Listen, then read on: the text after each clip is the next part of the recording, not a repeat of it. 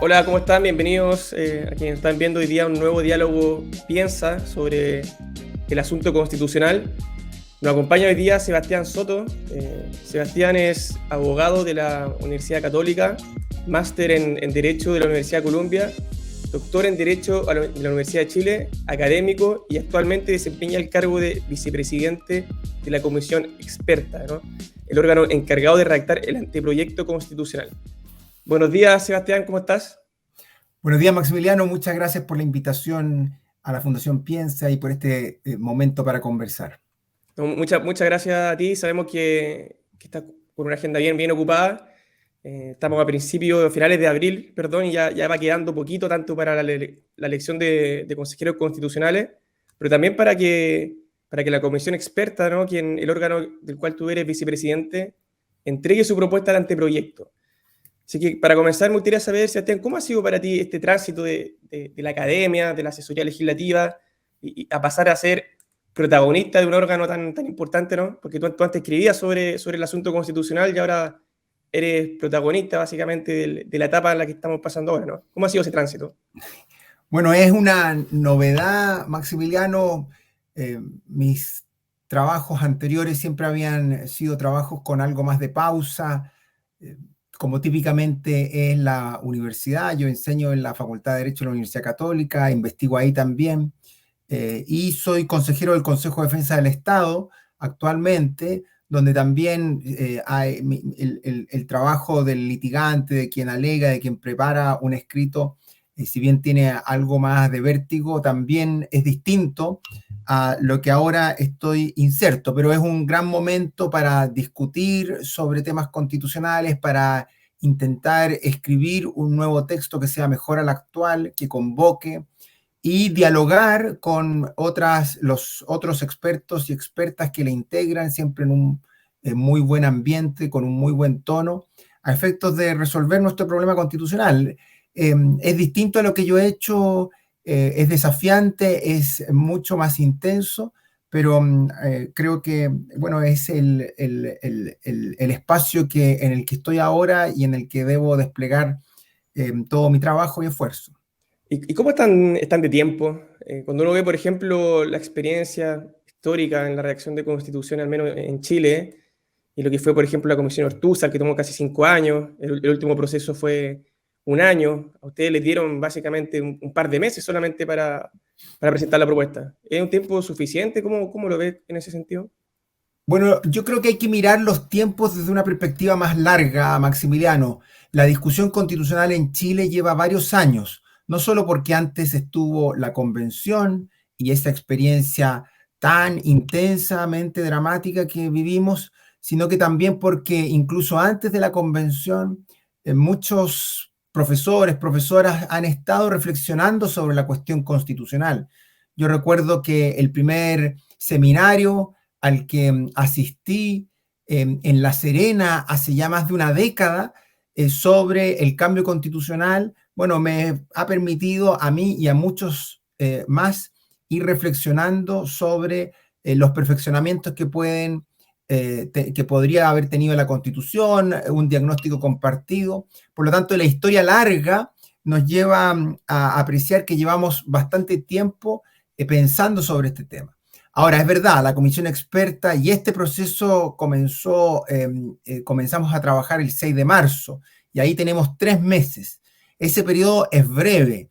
Ese periodo nos obliga a trabajar no solo muy intensamente, sino que también a enfocarnos no en los grandes momentos refundacionales, sino que en aspectos muy específicos que requieren solución a nivel constitucional. Y creo que eso también es bueno, porque tal vez si es que tuviéramos mucho tiempo, los abogados y abogadas que habitamos la comisión experta tendríamos demasiadas tentaciones de escribirlo todo.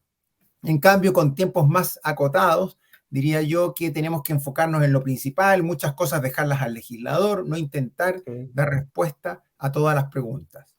Sebastián, tú dijiste recién, o sea, diste una opinión política se entiende más o menos cuál es tu percepción del proceso en el pasado. Dijiste que fue un proceso dramático y que hay que dejar de lado el aspecto más refundacional, que yo creo que tú te refieres también a lo que era el texto mismo que presentó la convención. ¿Ese es un diagnóstico compartido dentro de la comisión o no? Mira, no lo sé porque no hemos explicitado todas nuestras posiciones y miradas sobre el trabajo de la convención. Desde el primer día, con mucha dedicación y en un muy buen ambiente, hemos estudiado el texto que es vigente y hemos empezado a conversar sobre las nuevas reformas. Pero lo que sí es cierto es que todos tenemos en el espejo retrovisor la experiencia de la convención. Sí. Porque la verdad, nosotros somos una consecuencia del fracaso de la convención y por eso diría yo que hay una serie de gestos, símbolos y de acuerdos tácitos o explícitos para evitar repetir los errores de la convención, para intentar superar ese ánimo refundacional, esa lógica amigo-enemigo que estaba tan presente, esa idea de escribirlo todo de nuevo, esa idea que tuvo la convención de llevar a la Constitución todas las respuestas, todas las aspiraciones, todos los intereses. Y creo yo que cada uno de los comisionados y comisionadas tiene en mente evitar en alguna medida aquello. Y por eso no me atrevería a decir que hay un diagnóstico compartido, porque no lo hemos construido específicamente sobre el trabajo de la convención, pero sí hay un sentir, una aspiración de no repetir esos errores. Sebastián, tú escribiste este libro antes de que comenzara el primer proceso constitucional, o sea, antes de que fueran electos los primeros convencionales constituyentes. Y tú hablas en este libro de que a tu juicio la crisis social o el problema constitucional no dice relación específicamente con el cambio de normas constitucionales. Tú hablas de que habría un problema en tres niveles. Un problema político, del estado actual de la política, tú dices. En segundo lugar, habría un problema más estructural, que ahí sí tiene mayor relevancia el tema constitucional. Y en tercer lugar, una cuestión de convivencia, ¿no? Podríamos decir incluso un espíritu de amistad cívica que evidentemente está bastante degradado.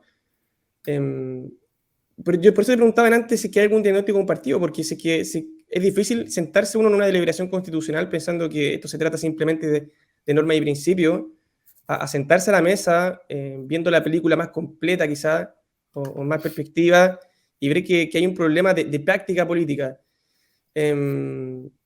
Por eso quisiera saber en concreto si que en esta comisión sí ha habido lo que uno puede decir que el anterior le faltó, que era esta amistad cívica, esta buena política, lo que tú hablabas, de no mirar al que está al frente como un enemigo. Hay ese compañerismo, y te lo pregunto también porque en los últimos días lo que has logrado salir por prensa, yo tengo la percepción de que esto partió muy bien, pero ahora últimamente han habido ciertos rasgos o ciertas acciones que uno podría decir que se ven en ciertos destellos de esa enemistad cívica, por así decirlo. Y lo digo precisamente lo último que salió en prensa, que no fue una funa, pero sí fue dicen que convencionales de oposición y oficialismo, a propósito de las enmiendas, que son más de 900 que se presentaron, hubo declaraciones cruzadas de que no se estaba respetando lo acordado. Del otro lado dijeron, oye, ustedes están presentando solamente propuestas que se relacionan con la Constitución vigente. Del otro lado están diciendo, no, pero tú estás presentando solamente enmiendas que replican lo de la fallida convención. ¿Cómo está el ánimo, la amistad cívica últimamente en la comisión experta? Bueno, Maximiliano, voy a partir la respuesta en un doble nivel, porque efectivamente en el libro que tú mencionas, que se llama La Hora de la Reconstitución, que publicó Ediciones UC, lo que yo hago es una reflexión sobre el problema constitucional. Y el problema constitucional, como bien lo mencionas tú, no es solo un problema de reglas constitucionales, no es solo un problema del texto mismo de la Constitución, que es algo así como esto. No es solo la Constitución, sino que tiene elementos que pueden ser perfeccionados, que tiene algún cuestionamiento más o menos intenso que afectan su legitimidad, no cabe ninguna duda. Por eso estamos en un proceso para escribir una nueva constitución que sea mejor a la actual, idealmente, y que además despierte, sea más convocante. Pero también, y esto es importante, el problema constitucional es un problema político, porque al final la Constitución es un pacto político sobre el cual se construye la política. Nosotros, por alguna inexplicable razón, Maximiliano, llevamos 10 años o más pensando que todos nuestros problemas son problemas constitucionales y que todas las soluciones a esos problemas se resuelven en una nueva constitución. Y ese es un error mayúsculo. Por alguna razón, Chile se enamoró de la respuesta constitucional. Y eso, creo yo, es un error mayúsculo en el que cayeron primero ciertos académicos de izquierda que luego capturaron y convencieron a la política de este camino. Pero eso ya está hecho. Yo estoy en este carro porque yo ya me subí a esa micro de que, tenía que haber un cambio constitucional. Pero lo importante es que no creamos que por cambiar el texto constitucional, digámoslo en los términos que yo lo explico en el libro, la estructura, va a haber también un cambio en aquello que es más importante aún, que es la política, y dos, que es la convivencia, que es una cuestión mucho más sociológica. Es decir, la convivencia entre nosotros, la idea de ver al otro, confiar en él o en ella, no verlo como un enemigo, es una idea que no podemos abandonar simplemente porque cambiamos la Constitución. Debemos abandonarla, no cabe ninguna duda, pero ese abandono se produce también por un cambio en la forma en que convivimos, en la forma en que compartimos, en la forma en que discrepamos, en la forma en que dialogamos. Todo eso podemos escribirlo con letras mayúsculas en una nueva constitución y nada de eso va a cambiar si es que no hay un cambio en la conciencia, en la subjetividad, en el modo de interactuar.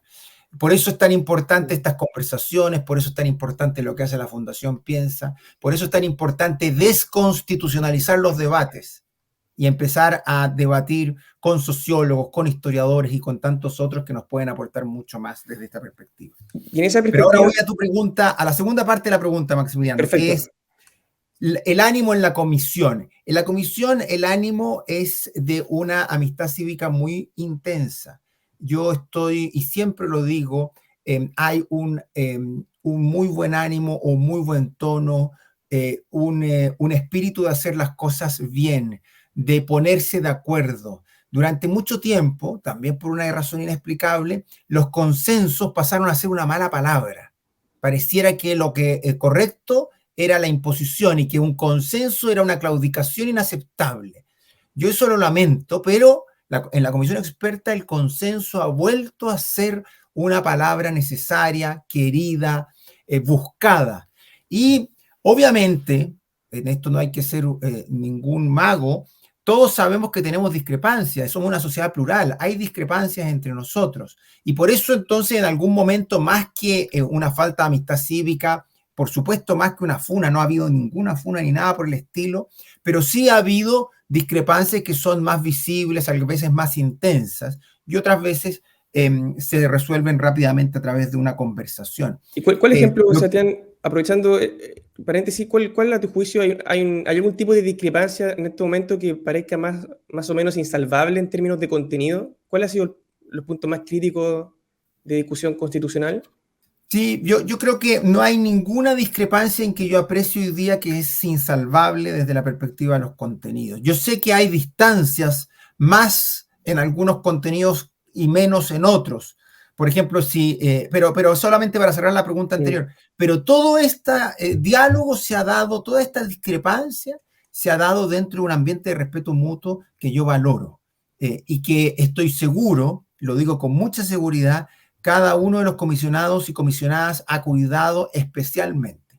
Por eso lo que ha aparecido en la prensa en los últimos días no es más que las discrepancias propias de personas con posiciones que defienden sus puntos. pero no es que se haya instalado la mala onda, no es que ahora no nos saludemos o nos increpemos mutuamente. No, no, nada de eso, nada de eso. Ahora sí, vamos a la pregunta sobre los contenidos.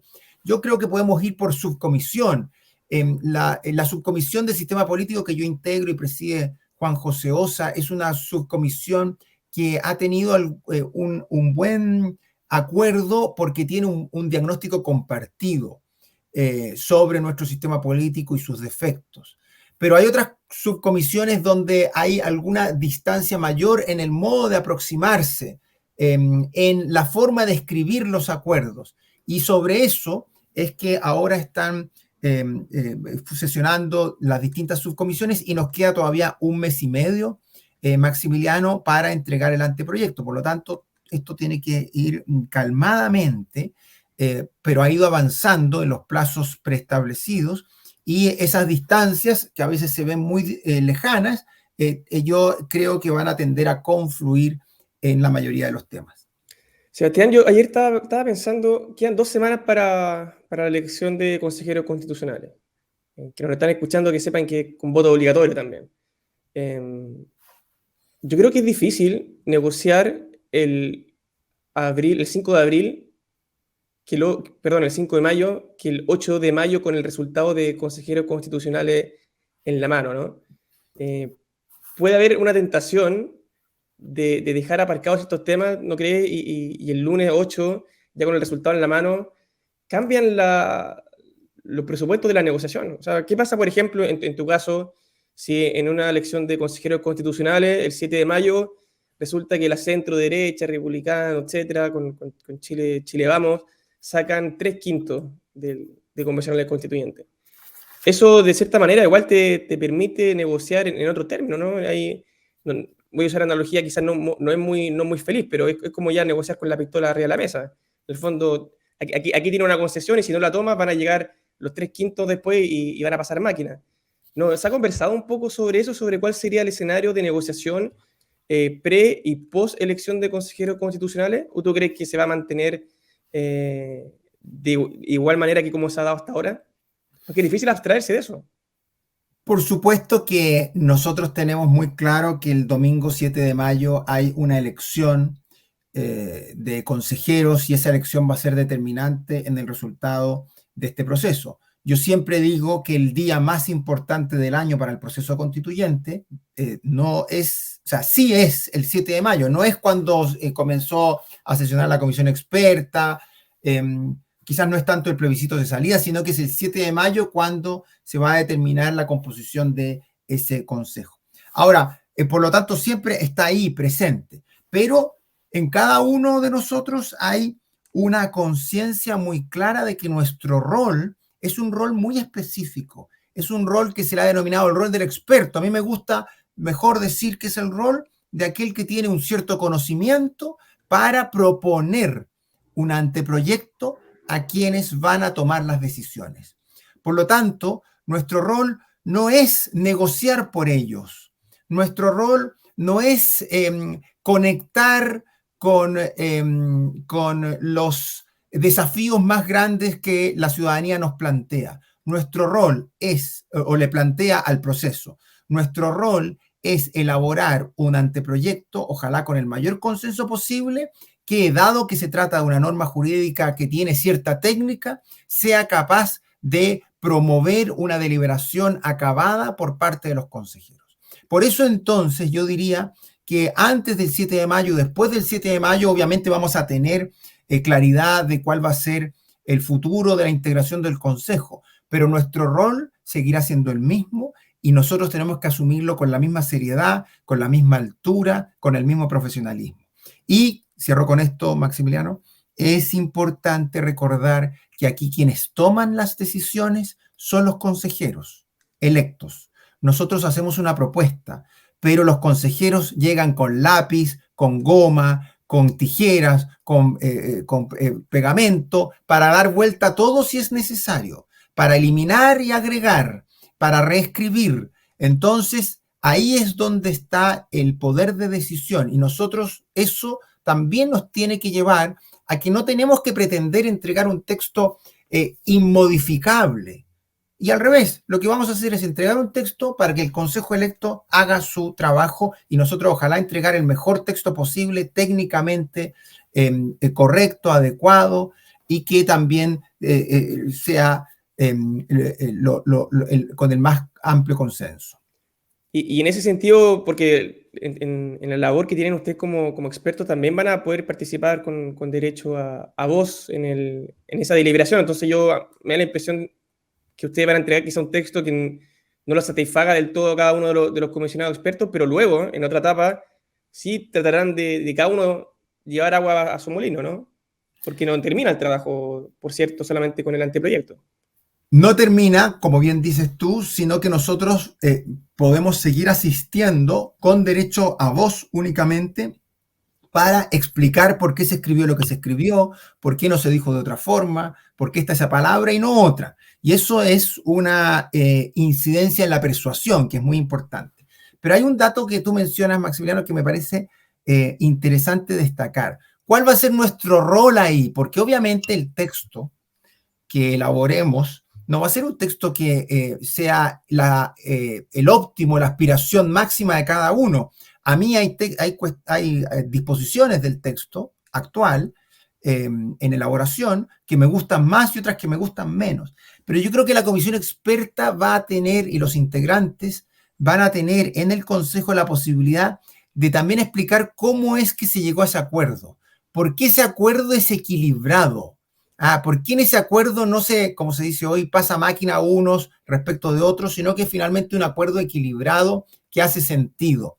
Y desde esa perspectiva, entonces, yo creo que los integrantes de la comisión experta también van a tener que ser leales al producto que presentan. Y ahí va a haber un cierto simbolismo, en donde yo quizás voy a estar defendiendo con la misma fuerza cláusulas que me gustan mucho y cláusulas que me gustan menos. ¿Por qué? Porque eso es parte de la lealtad con un texto que fue producto de un acuerdo, de un compromiso.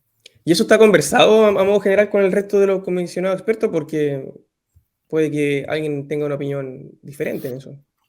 Sí, no, esa es una mirada que se ha conversado informalmente, pero obviamente puede haber personas que tengan una mirada diferente. Yo no me atrevería en esto decir que estoy hablando por los 24, pero me parece que institucionalmente hace sentido pensar que en el Consejo la comisión experta se va a comportar lealmente con su texto. Y por lo tanto va a ser capaz de defender con igual fuerza ideas más o menos favorables a las convicciones de cada uno. ¿Por qué? Porque forman parte integral de un anteproyecto que se ha presentado. Sebastián, te quiero citar un par de fragmentos que ayer estaba repasando tu libro, lo había leído antes, muy bueno todo esto. Muchas gracias. Pero quiero leer dos extractos que a mí me parecen de cierta manera incluso proféticos, yo diría. Uno de esos es que tú dices, aquí lo estoy encontrando, estamos ante un debate ideológico más que puramente constitucional, y los debates ideológicos no se ganan ni se pierden en los artículos de una constitución, sino en la política diaria y en las ideas que alimentan esa política y la reflexión sobre la cuestión pública. Olvidar eso es derrota segura. Te cito ese fragmento porque, claro, a mí me da la impresión, y esto lo conversé en un diálogo piensa anterior con Renato Garín, que la convención pasada estaba tan ensimismada como una burbuja que afuera estaban ocurriendo fenómenos que no lograban permear. Por ejemplo, el caso más, yo diría, más paradigmático es el de la eliminación del estado de excepción constitucional de emergencia, que mientras se quitaban en la propuesta de la convención, incluso había marchas en el norte donde la estaban pidiendo, y también en la macrozona sur, por cierto. El mismo presidente tuvo que desistir de su idea original y tuvo que aplicarlo. Todo esto en paralelo a la discusión. Entonces ya cuando uno ve que está pasando algo en la calle, por así decirlo, en el mundo real, y otra cosa en el palacio, donde se está deliberando por una nueva constitución, y ve que eso no logra permear, uno ya podía intuir quizá que la cosa no pintaba bien. Y te pregunto esto, o te digo esto, Sebastián, porque tú piensas que la comisión experta, en este sentido, sí está con un oído en la convención y otro afuera para saber si que hay que hacer algún ajuste sobre la marcha, ¿no? Bueno, una gran pregunta, Maximiliano. Yo creo que es un desafío permanente. Ahora, el proceso tiene una virtud en eso, porque la comisión experta eh, creo que tiene que conectar, tiene que prestar oído, para ocupar tus palabras, principalmente a, digámoslo así, el constitucionalismo, la tradición constitucional chilena y el constitucionalismo global. Obviamente poniendo atención a lo que está ocurriendo. No somos personas llegadas de Marte, no estamos aisladas, pero creo que nuestro diálogo principal y nuestra tarea principal es presentarle a los consejeros electos un texto que se baste a sí mismo y que sea un texto contundente desde la perspectiva constitucional, es decir, que dialogue adecuadamente con el constitucionalismo global actual y con la tradición constitucional chilena. Y aquí viene lo virtuoso, los consejeros electos son aquellos que van a poder hacer muchos cambios, como decía, que van a venir con muchas ideas, y mi impresión es que ahí están quienes deben principalmente conectar con los sentires ciudadanos. A ellos, más que a nosotros, más que a un profesor de Derecho Constitucional como soy yo y tantos otros de la comisión, a ellos y a ellas electos el domingo 7 de mayo se les va a pedir y se les va a exigir una conexión mucho más intensa con la ciudadanía. Porque por eso están haciendo campaña, por eso están recorriendo el país para ser electos, por eso tienen un sentir especial, un oído especial, atento a los sentires ciudadanos. Y creo entonces que este proceso, digamos, de 2 etapas, primero una comisión experta que busca conectar con ese cierto saber técnico, jurídico, que es escribir constituciones, y un consejo electo que a su vez busca conectar con los sentires más profundos de la ciudadanía, se mezclan, se unen para elaborar un texto, esperaría yo, que fuera un texto consensuado, amplio, y que sea un pacto duradero, técnicamente aceptable y adecuado, y también políticamente, o digámoslo, ciudadanamente querido, legitimado. Y creo yo que esos dos almas, no sé si son dos almas, pero sí dos perspectivas, enriquecen este proceso.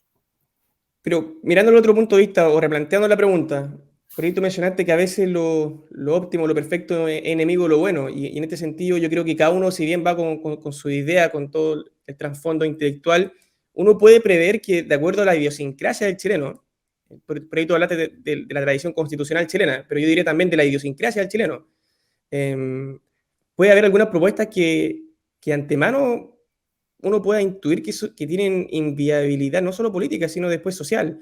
Pienso, por ejemplo, se habló mucho en su momento sobre la discusión entre, y de hecho yo estuve viendo en la comisión en la que tú estás, de forma gobierno, sobre el presidencialismo y el parlamentarismo.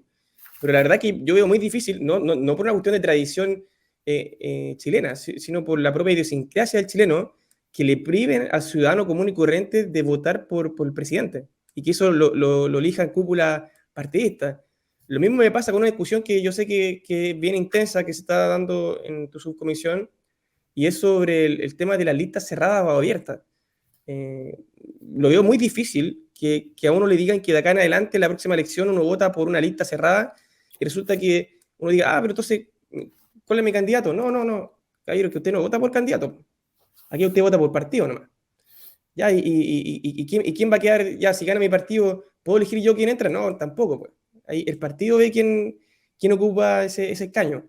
Por eso pregunto, esto rebasa la técnica constitucional, pero yo supongo que también es en materia de deliberación en la comisión experta, ¿no? El tema de la viabilidad política, ligado un poco a la idiosincrasia, no sé si será un término muy preciso, pero la idiosincrasia chilena. Por supuesto, yo tomo ese punto con mucha fuerza, Maximiliano. La idiosincrasia, como le dicen, la cultura política, yo la vinculo intensamente a la tradición constitucional chilena. Es decir, nosotros, o cuando hace un rato te decía que nosotros en la Comisión Experta estamos atentos a la tradición constitucional chilena, esa tradición constitucional se expresa en ciertas convicciones prácticas políticas, o en una idiosincrasia que ha estado por 200 años muy arraigada en nuestra propia forma de ser chilena. Y ahí es donde tú pones dos ejemplos que a mí me parecen magníficos. El presidencialismo puede ser, un debate abstracto desde las reglas, o puede ser también un debate desde la cultura política chilena. Yo siempre he sostenido que el presidencialismo está tremendamente arraigado a la idiosincrasia, a la cultura política chilena, y en consecuencia, por eso mismo, a la tradición constitucional. Y su cambio eventual es más bien una discusión académica, muy teórica, muy interesante, pero que en los hechos sería tremendamente difícil de hacer por las razones que dices tú, entre otras. Lo mismo las listas cerradas. Los chilenos desde hace ya mucho tiempo estamos acostumbrados a votar por un candidato y vamos y votamos por un candidato. Ahora, que esa votación individual tenga efectos por el sistema que tenemos, que es un sistema proporcional, en la elección de otros, porque, bueno, hay una cifra repartidora que beneficia a la lista, etcétera, etcétera. Bueno, eso también está perfecto, pero de ahí a dar un salto, a mi juicio, demasiado distante hacia una lista cerrada, yo coincido contigo que también sería una cuestión que daña, o más bien, digámoslo mejor, que afecta la forma como los chilenos y chilenas ven su modo de ejercer la democracia. Y eso creo que puede dañar también la legitimidad de todo el sistema. Por eso es que nosotros entonces estamos discutiendo en torno a ello y siempre vinculados con la idiosincrasia o, como le llamaba yo, la tradición constitucional de nuestro país. ¿Y cómo pinta esa discusión? Porque ahí yo sí veo no sé si un nudo insalvable, pero sí es bien complejo, ¿no? Porque las dos posiciones son bien incompatibles, o quizá una forma de compatibilizarlo sería transitar hacia un modelo mixto, pero ¿cómo va a resultar esa conversación? Yo sé que esto nos dice en desarrollo, esto está pasando, y sé que es uno de los puntos también donde hay mayor tensión, por así decirlo, así que no sé si que aprovechando la primicia podemos sacarte una cuñita o un adelanto sobre esa conversación. Mira, Maximiliano, nosotros presentamos las indicaciones la semana pasada y recién a partir de hoy vamos a empezar a discutir en la subcomisión de sistema político, hoy martes 25 de abril, las indicaciones. Ese tema, como bien dices tú, es un tema grande. Es un debate intenso respecto al sistema electoral al final. Y eso entonces se compone con si deben o no haber pactos, si la lista debe ser cerrada o abierta, cómo deben transformarse los votos en escaños, etcétera, etcétera. Yo no quisiera adelantar, por supuesto, ningún pronóstico, porque quien adelanta pronósticos corre el riesgo de no solo equivocarse, sino que también de hacer fracasar eventuales caminos futuros. Lo que yo sí quiero decir con mucha claridad es que yo creo que hay un buen ánimo para encontrar un sistema o avanzar a corregir los defectos del sistema actual, que son relativamente compartidos por diversas razones. Hoy día los distritos son muy grandes y eso aleja al representante de sus representados. Y entonces también eso deteriora en alguna medida la legitimidad o la proximidad con que los ciudadanos vemos a nuestros representantes. Eso es una cuestión que debemos atender. También la fragmentación al interior del Congreso. Ese es otro problema que debemos atender. Todas esas son enfermedades y hay medicamentos, remedios para esas distintas enfermedades y es lo que vamos a discutir en las próximas 2 o 3 semanas en la Comisión de Sistema Político. ¿Cómo ves la subcomisión de derechos fundamentales? Y lo digo porque para ciudadano común y corriente, cuando uno hablaba de constitución a raíz de lo que ocurrió en octubre de 2019, eh, pareciera que toda la discusión constitucional giraba al final en torno a los derechos sociales y pasa un poco esto de lista de supermercado, ¿no? De la inflación de los derechos, de poner y poner más derechos. Tú lo llamas por ahí la constitución de Aladino, como si el solo poner un derecho se garantiza. Y de hecho, a mí me llama mucho la atención, y creo que todavía se está utilizando este lenguaje de decir, no, que la constitución, la propuesta anterior, garantizaba el derecho a vivir en lugares seguros, garantizaba el derecho a la salud, garantizaba cuando el solo poner un derecho en un texto, cualquiera que este sea, no implica automáticamente su garantía en el mundo real. pero sí, y volviendo al tronco de la pregunta, uno puede intuir que esa es la convención que tú decías delante, que el sistema político estamos más o menos bien, pero hay otra donde puede haber mayor tensión. Me da la impresión que tú te referías a esa, ¿no? La de derechos fundamentales. No, déjame partir por el inicio antes de aterrizar en la respuesta. Yo creo que tú, Maximiliano, apuntas muy bien a un desafío que tenemos y es no transformar el catálogo de derechos en una lista de supermercado, como llamabas tú.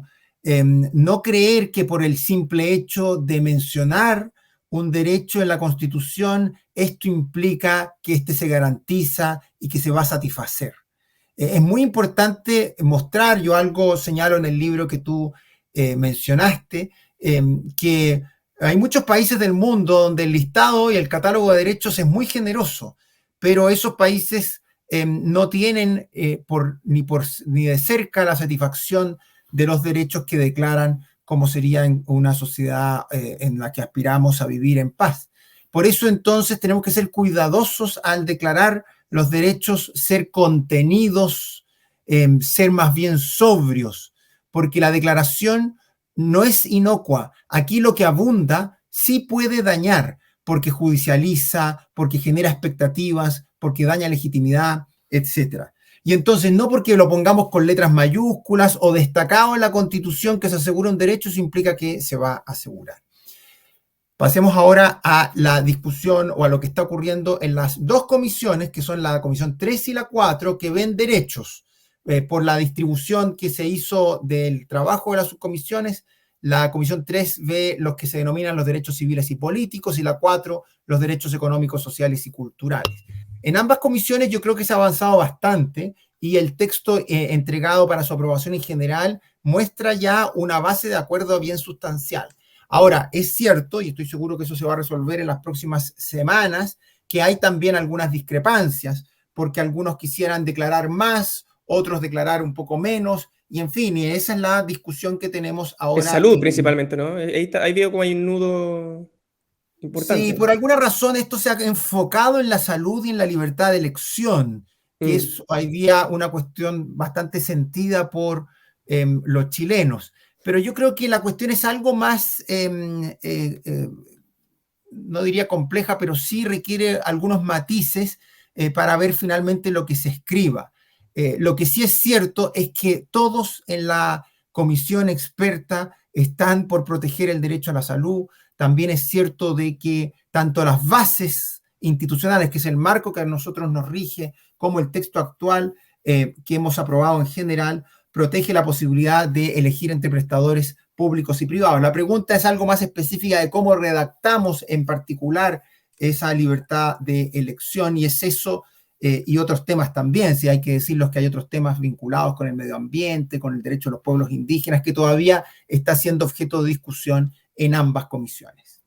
Se están llevando de un tema que es un poco más general, pero igual técnico. A mí me da la impresión que cuando comienza la discusión constitucional en el proceso anterior, hay un trasfondo y una noción misma de constitución que finalmente permea en el debate de los artículos específicos. Por ejemplo, cuando yo escuchaba a algunos convencionales del Frente Amplio particularmente hablar de que pareciera que hay, en el discurso había una noción de constitución como un instrumento que debía estar al servicio de la viabilidad de un programa político.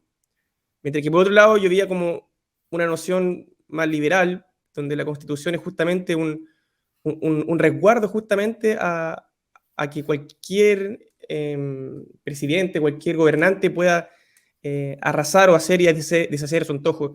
Y digo esto porque se suele decir muchas veces que el problema constitucional actual o de la constitución actualmente vigente es justamente que esta no permite o no ha sido eficaz, se utiliza creo, eficaz para llevar a cabo programas de gobierno y siempre se utilizan distintas métricas, a mi juicio, bastante discutibles, que el presidente Piñera solamente logró cumplir el 30% de la agenda legislativa, porque generalmente está entre el 20 y el 30.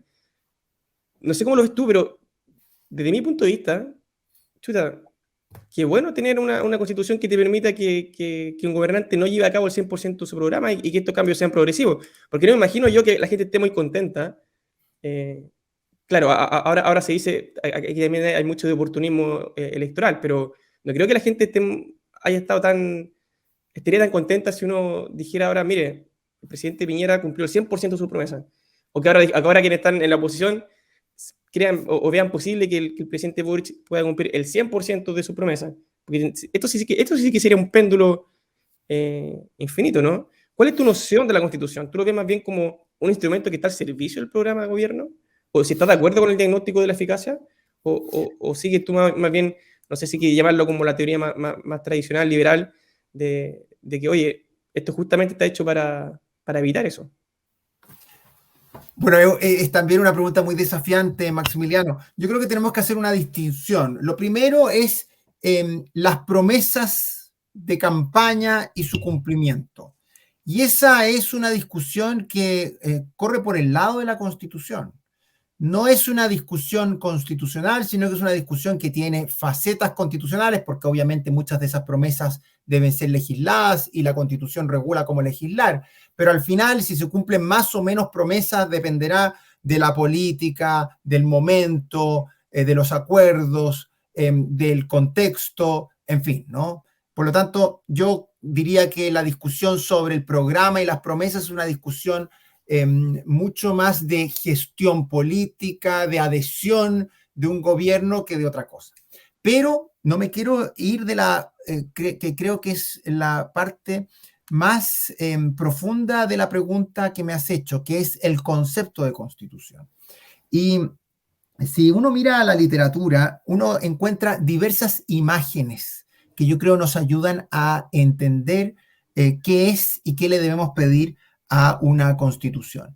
Y entonces hay algunas que dicen que las constituciones son pactos para evitar el riesgo de una tiranía, el riesgo de un momento no democrático. Y es entonces un mecanismo, diría John Esther, a través del cual nos atamos al mástil, un mecanismo de precompromiso al cual nos atamos a un mástil para evitar que cuando lleguen las sirenas, desatados de ese mástil, hagamos cuestiones que no quisiéramos hacer. Es la clásica analogía de Elster, en donde te dice, bueno, las constituciones finalmente son pactos, son compromisos que asumimos en momentos de paz para cuando vengan los momentos difíciles y entonces nos limitamos, nos amarramos las manos antes de ello. Algo parecido escribe un profesor de Harvard que yo sigo mucho, que es Adrián Vermeule, en el cual dice, mire, las constituciones son mecanismos para el riesgo.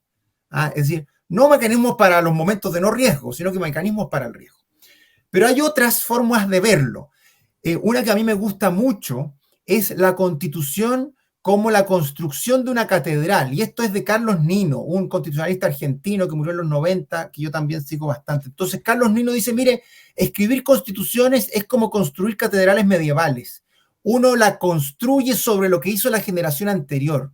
Ninguna generación en la Edad Media terminó su catedral. Siempre la construyó sobre lo que otros ya venían haciendo. Dworkin utiliza la idea de una escritura en cadena, como si fuera una leyenda, que cada generación va agregando algo. Y te fijas que entonces esa forma de entender las constituciones es un pacto histórico, es un pacto intergeneracional con la generación que fue la anterior y con la que viene. Cada una de esas miradas, la constitución para el riesgo, la constitución como pacto histórico, yo creo que son miradas acertadas que nosotros debemos comprender y asumir. Y todas ellas, esto es importante, nos alejan en alguna medida de la Constitución como programa de gobierno del momento, que es lo que yo creo lamentablemente intentó hacer la Convención. Es decir, las constituciones tienen que tener una vocación de permanencia y por lo tanto no pueden estar tan atadas a la contingencia porque son pactos históricos. No pueden ser únicamente para momentos de normalidad, sino que tienen que ser capaces de limitar la autoridad, de crear gobiernos limitados para evitar las tiranías, que llegarán en algún momento, esperemos que no, pero que cuando llegue la Constitución sea un dique que impida que aquello se desborde.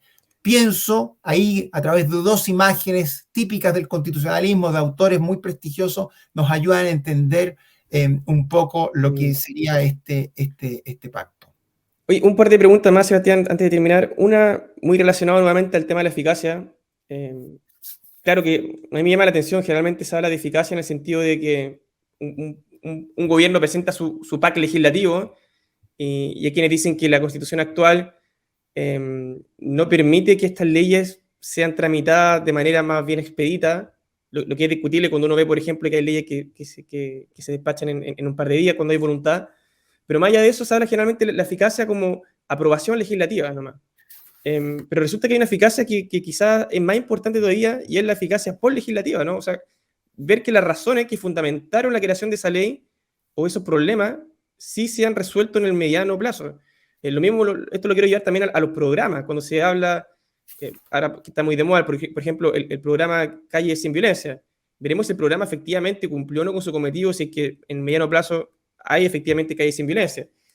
Te quiero llevar un poco el tema de la eficacia, que también está muy relacionado a la eficiencia, no solamente con lo legislativo, sino también con los programas que dicen algunos que alrededor del 40% de los programas están mal evaluados. ¿Han pensado ustedes dentro de la comisión experta algún mecanismo o alguna forma de hacer o tratar de que la institucionalidad encauce y nos lleve a que esos programas que implican un gasto enorme de recursos públicos, y así como la labor legislativa, cumpla finalmente su cometido por la cual fueron dictados? Parto celebrando el punto que tú haces, Maximiliano, porque efectivamente nosotros estamos demasiado atentos a el trabajo legislativo del Congreso y pensamos, quizás por nuestra propia cultura, que los problemas son en general leyes o deben reaccionarse a ellos a través de leyes. Y tú lo has dicho muy bien. No solo son las leyes las soluciones, sino que quizás mucho más importante, y ocupo tus palabras, es la eficacia post-legislativa, que es la evaluación de aquello que se hace, algo que nosotros hacemos todos los días en nuestra propia vida, en nuestra propia familia. Entonces uno toma una decisión y bueno, después ve si resulta. Creo que también debemos exigírsela al Estado, al legislador, al Ejecutivo. Y por lo tanto, yo invito a quienes están oyendo este podcast a pensar también así las cosas, no solo a medir y evaluar sobre la base de lo que hace el Congreso y el gobierno en el Congreso, sino que también sobre la base de si resulta, si funcionan las decisiones que ya ha tomado el Congreso a través de ley.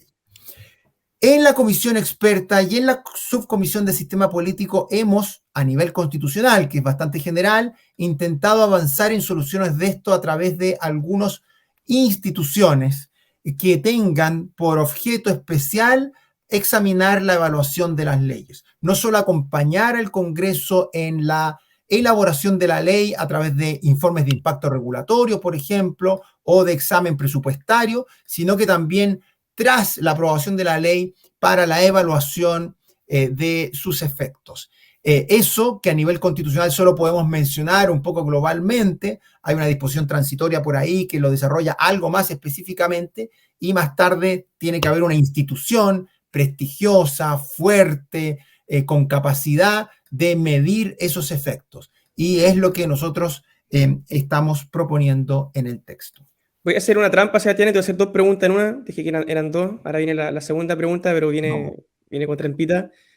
Tú hablaste de que esta es la consecuencia de un fracaso, aludiendo al proceso anterior. ¿Es posible que en el caso que se rechace esta propuesta, la que están ustedes trabajando y el Consejo, lleguemos a la conclusión de que no sea un fracaso? Y te lo digo porque cuando parte la cuestión constitucional, ahora a propósito de octubre de 2019, muchos dijeron que el proceso constitucional, más allá del resultado, lo que debía cumplir era el rol así como de si nosotros fuésemos a terapia social. Como las parejas que están mal van a terapia, así como nosotros estamos mal como país, vamos a terapia. Pero cuando uno va a terapia, no necesariamente el resultado de esa terapia va a ser determinado. Quizás basta con que conversemos y después salimos felices. O quizás conversamos, hay una ruptura definitiva, pero cada uno sigue en paz. Por eso, no sé si me voy a entender bien, pero quizás el solo hecho de haber estado conversando 2 años sobre temas constitucionales, independiente del resultado, ya no pueda ser catalogado como un fracaso. Eso por una parte, y lo voy a poner un poquito más de pelo en la sopa de la pregunta, pero resulta que mientras se discutía también el proceso anterior, en paralelo el Congreso estaba realizando reformas constitucionales. Resulta que la constitución con la cual comenzó la deliberación del proceso 1, por llamarlo de alguna forma, a como ahora parte del proceso 2, son dos constituciones que son bien distintas en algunos elementos. Por ejemplo, el tema de los quórum supramayoritarios, de las leyes orgánicas, que eran 4/7, hoy en día son mayoría absoluta, la reforma constitucional, que era un tema que también Fernando Atria lo decía, esto es un candado. Bueno, ya no hay 3/5, ya no hay 2/3, ahora 4/7. Uno podría decir que la constitución actual, en términos de quórum supramayoritario, que era muy criticado, cumple con el requisito mínimo para poder estar ante una constitución que podamos decir que resguarda la supremacía constitucional. A lo que voy es que la pregunta en dos sentidos, entonces, por un lado, si bastaba, podemos decir que hay un éxito incluso en que se rechace la propuesta, que puede ser bien paradójico, y lo segundo, si es que incluso si tenemos una propuesta bien, más o menos, es posible que en paralelo hayan reformas constitucionales a la constitución vigente que vuelvan a ser, que la vuelvan superior incluso a la propuesta que están haciendo ustedes. Y en ese sentido, y aquí te voy a comprometer un poquito, y en el fondo quizás a todos los comisionados o quien esté escuchando, es posible pensar un escenario donde Sebastián Soto aprueba una constitución, un anteproyecto, hace campaña por el anteproyecto, pero resulta que después termina llamando a votar por el rechazo porque en paralelo se hizo una constitución mejor a partir de reforma. Maximiliano, Creo que con esto es como un capítulo entero para responder esa claro, pregunta. claro, no, pero está bien. Mira, yo voy a partir con la analogía de la terapia que tú, con la que tú inicias la pregunta, que me parece muy lúcida. Efectivamente, el camino constitucional, y algo yo de eso escribo en el libro, me parece que es la carta institucional que la política utiliza para salir de una crisis política intensa como no habíamos tenido en 30 años. Y entonces la carta constitucional fue aquella que se jugó. Bien o mal, yo me parece que debía jugarse esa carta, fue la que se puso sobre la mesa para canalizar la crisis política por una vía institucional. Ahora, la pregunta tuya es si esta terapia constitucional termina en un segundo rechazo, ¿no será eso un fracaso de toda la terapia? O tú me dices, no, capaz que no, dices tú, porque la terapia ya fue suficiente como para sanarnos. Yo creo que, y aquí voy a discrepar en el sentido de que en esta terapia el resultado es determinante. Y por lo tanto, yo creo que la única respuesta posible es que un nuevo rechazo es un nuevo fracaso para esta terapia. ¿Por qué? Porque yo sí creo que tenemos un problema constitucional. Tenemos desde hace algunos años, algunos dirán que desde hace muchos años, otros desde que hace menos años. Da lo mismo eso, lo importante es que hoy tenemos un problema constitucional. ¿Y por qué? Porque los países no pueden estar permanentemente poniendo en duda su pacto constitucional. Los países, para avanzar, para progresar, para gobernar con cierta eficacia, requieren bases fundamentales, que son las bases constitucionales, relativamente estables. Nosotros tenemos un problema constitucional porque llevamos mucho tiempo cuestionando la legitimidad del texto constitucional y porque hay reglas en ese texto constitucional que han dificultado la gobernabilidad, que han dificultado la forma de hacer política y que han, en alguna medida, dificultado que la política se encauce por vías razonables. Esos cambios y otros son cambios importantes, relevantes para resolver nuestro problema constitucional. Lo voy a decir con una analogía, Maximiliano. Nosotros no podemos jugar un partido de fútbol con tranquilidad y esforzándonos por ganar si es que estamos permanentemente cuestionando las reglas, diciendo, no sabiendo cuándo es gol o cuándo no es gol, si esto es córner o si la pelota sale aquí o allá, o si estamos regularmente cuestionando cada vez que el árbitro toca y marca una falta. Eso no se puede. En algún momento uno tiene que jugar a la pelota y enfocarse en el juego del fútbol y no en la cancha, el árbitro, si es más grande, más pequeña, o si la pelota sale por allá o por acá. Creo que lo mismo pasa si es que regularmente estamos discutiendo de nuestro pacto constitucional. Y por eso entonces yo esperaría que nuestro problema constitucional lo resolvamos, ojalá ahora, ojalá con la mejor constitución posible y con el mayor consenso posible para tener por fin resuelto esto o empezar a resolverlo, porque también es bueno decir que no hay un momento en que se resuelve, esto es un continuo, en donde empezamos a resolver con una nueva constitución nuestro problema constitucional. Y la política, bueno, tendrá que adaptarse a ello. Yo esperaría que esto durante el 2023 podamos escribir una mejor constitución con el mayor consenso posible y durante el 2024, por fin, que la política empiece a atender otra serie de desafíos no constitucionales y que, como siempre termino estos tipos de conversaciones, dejemos de invitar a profesores de Derecho Constitucional a este tipo de podcast o de grabaciones, porque los profesores de Derecho Constitucional sabemos de constituciones, pero los problemas de Chile son mucho más complejos que las meras constituciones. Seguimos entonces, así que la terapia no funciona, habrá que seguir.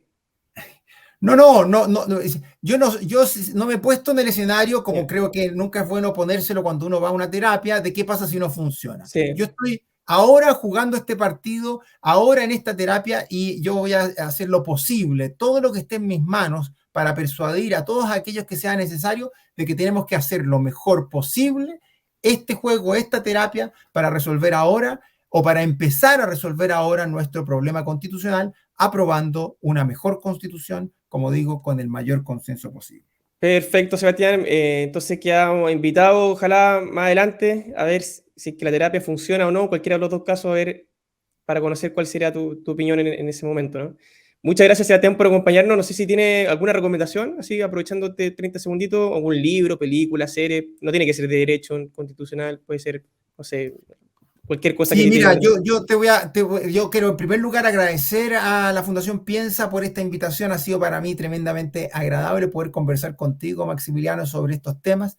Y yo solo quiero recomendar un libro que escribió un profesor de la Universidad NYU que se llama Samuel Issacharoff, que la Facultad de Derecho de la Universidad Católica acaba de invitar a Chile, que va a estar con nosotros 2 semanas, y ese libro ha sido publicado en Estados Unidos hace pocas semanas, se llama Democracy Unmoored, así como Democracia a la deriva, que muestra, Maximiliano, los desafíos enormes que tiene la democracia, los partidos políticos y las instituciones hoy día en el mundo, no solo en Chile, en el mundo. Creo yo que tenemos que tomar conciencia de eso para preocuparnos de verdad por el futuro de nuestro Chile, por las instituciones y por la política, que es lo que lleva a que los países progresen. Perfecto, muchas gracias, Sebastián. Espero que te deseo el mayor de los éxitos. Sé que estás con una agenda muy, muy ocupada, como es que al principio, y espero que a fin de año, y lo digo sinceramente, podamos todos decir que estamos en un buen texto y aprobar, y que ojalá sea la propuesta ratificada por la inmensa mayoría de los chilenos, y así, al fin, en cierta manera, ponerle término a la cuestión constitucional. Muchas gracias, Sebastián. El gusto fue mío para conversar contigo y nos vemos en otra ocasión. Muchas gracias, Maximiliano. Chao, chao.